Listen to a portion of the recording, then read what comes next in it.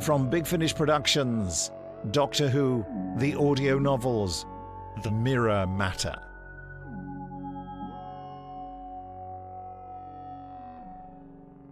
At Unit Mobile HQ, the Brigadier reached out gingerly and poked the space where the object was supposed to be. There was a glimmer of something there, a hint of resistance. The thing was the size of a car, supposedly, but as far as he could tell, the laboratory of the mobile headquarters was empty.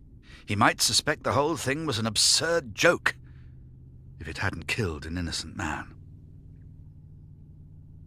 The mobile HQ was an articulated lorry, with an office in the front and a lab in the back. The technician was still installing equipment, glancing nervously over her shoulder at the big empty-seeming space in the other end of the room. After picking up the mystery object, they were on their way to a quiet spot on the edge of London, well clear of civilians. "Quite a lot of advantages to this setup," thought the Brigadier. "From the outside, you would never know there was anything interesting about the trailer at all. There!" Just for a fraction of a second, he was sure he'd seen the thing, as though it shimmered all over for an instant, as though it was made from water or from glass. He reached out again with the swagger stick, and was sure this time that he felt the mildest drag as he moved it through the space where the object must be. Then the blasted thing seemed to have vanished again, leaving behind not so much as a smile. Not terribly scientific, he thought, tucking the stick back under his arm before the doctor or Miss Shaw could catch him poking about. There was that odd sound again, barely at the edge of hearing. A distant hissing. Something metallic being dragged across the floor. There was an odd tingling sensation in the room, faintly electrical. The technicians had said there wasn't any danger of radiation, but there was still this impression of restless fizzing, just beyond the range of his senses.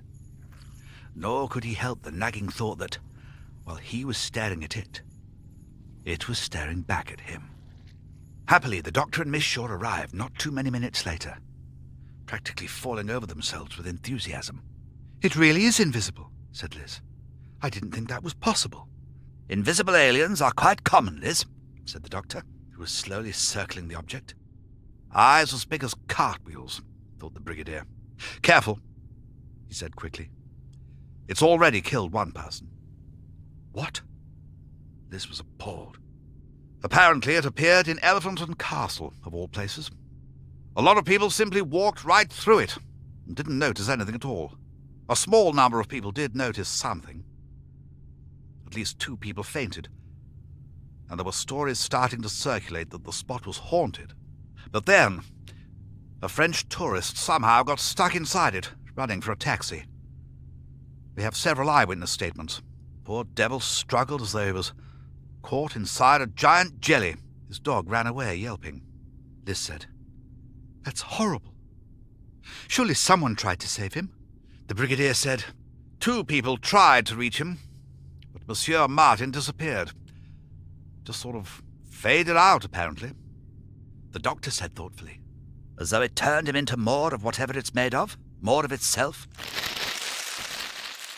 Big Finish, for the love of stories.